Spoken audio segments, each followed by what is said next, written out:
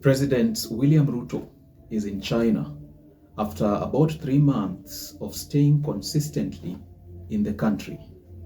Now, this follows the conclusion of his tour of the Nyanza region, which for a long time has been the backyard of his top political rivals. And these include the likes of Akina John Mbadi, Millie Odhiambo, Opiyo Wandayi, and the others who now claim to be reaping the fruits of the broad-based government. Now, much can be said and decorated about Ruto's China visit in beautiful English, like the one spoken by State House Hussein Mohammed. But we all know that the summary of the matter is this: the president has gone to request for aid. In other words, Ruto ameenda kuomba support. All we can hope for now is that whatever the president gets from China will be used and accounted for in the light of day. Only then can he restore the public trust between the people and his administration. Ruto has gone to China at a very critical time when the country is in a rush hour moment to ensure that the Right Honorable Raila Odinga secures the African Union chairmanship. Now, as we now know that this race is evidently going to be tough, considering the strong candidate staged by Djibouti. Chinese influence has also been rampant in Kenya, and as in Kenya and Africa, as the Asian giant has been at the forefront of building Kenyan infrastructure and other development projects. Now, at least those ones that have been completed and have thus escaped the inquisitive eyes of the legendary Morara Kebaso. Hussein Mohammed has described Ruto's China trip as a pursuit of more job opportunities for Kenyan youth and women, in line with what Kenya Kwanza administration has always baptized as the bottom-up economic transformation. Now, this trip to China has raised a lot of concerns, as well as criticism from the Kenyan electorate. This is because just the other day, China granted Kenya a loan of, I think it was 40 billion Kenya shillings, which was to be used in unlocking stalled government projects. Some of these projects have been flagged by Morara Kebaso, and we know them. And this was to be done in 15 counties amidst the numerous President Ruto's tours around the country. Interestingly, in less than a month, the president is in China again. It is obvious that the public confidence and faith in the Kenya Kwanza administration had degraded a great deal, in such a manner that any time the president leaves the country, there is usually a lot of murmuring and dissatisfaction from the Kenyan people, regardless of whatever reason that takes the president abroad. Now, according to State House, Ruto's visit to the Asian nation is aimed at strengthening the so-called strategic partnership with China, which is a joint commitment to building a Kenya-China community with what they refer to as a shared future. Now, this is pretty easy to say, but it is extremely difficult to execute in real life. Remember, a few months down the line, the Biden-led United States government had declared Kenya a major non-NATO ally, which is south of the Sahara and east of the Limpopo. China is America's top economic and military rival.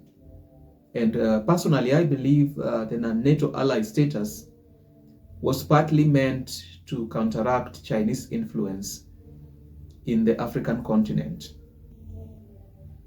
China has already done a lot of infrastructure projects in Kenya. And so it is not surprising that part of Ruto's reasons for traveling to China is to establish certain agreements with the Communist Party of China, or in other words, the Chinese government, on the support for many more infrastructure development projects. And this includes the construction of rural roads across the country. There's this one called the National Intelligence Transport System. Another one is the Bosto Dam Water Supply Project, as well as phase 2 of the upgrading of equipment in technical and vocational training workshops. Now, at least this is what State House, which is the house on the hill, communicated to Kenyans yesterday, shortly before the president left for China. It is interesting to know that the problem with Chinese undertaking massive development projects in Kenya is that it comes with a huge economic and diplomatic prices to pay. It has reduced Kenya's foreign policy to a victim kind of thing. Foreign policies developed by Kenya's Ministry of Foreign Affairs in consultation with the president will always favor the Chinese government. Whoever feeds you will always control you. It has never been that simple. Another problem, which is less known to the public, is what is referred to as espionage.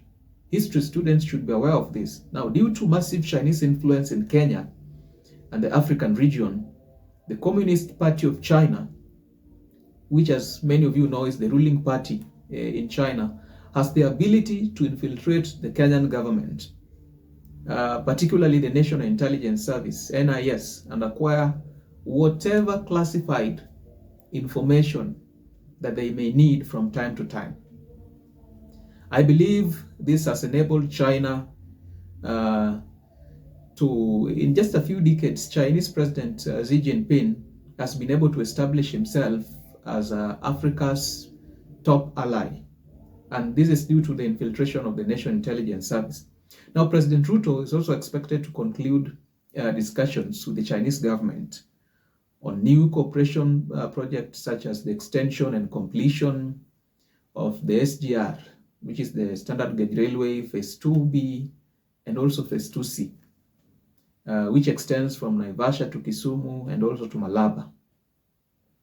Ruto is also expected to hold discussions on the transformation of the Nairobi Northern Bypass into a dual carriage, among other vital infrastructure projects. Now, as is evident, these ones will simply be talks. Talks and actions are fundamentally different, just like day and night. They may materialize behind the shadows, but unless the government of the day, which of course is the Kenya Kwanza government, unless this government decides to serve the Kenyan people, projects will continue to stall, as we have already been shown by our very own Morara Kebaso. President Ruto is also expected to seek support from the Chinese Communist state on establishing a modern pharmaceutical park, preferential trade agreement, which is PTA, and investment protection agreement, IPA. It's known that the trade volume between Kenya and China exceeds about 1 billion shillings. And this statistics was obtained between 2022 and 2023. If all goes well with the president's visit to China, Kenya-China projects are expected to diversify to cover agriculture, food, security, creative economy, manufacturing, financial services, among others. Now, this is just my opinion, guys. Let me know what your thoughts are by leaving a comment below. Don't forget to like, subscribe, and hit the notification bell so that YouTube can notify you when I upload fresh content, fresh and informative content such as this one. Cheers.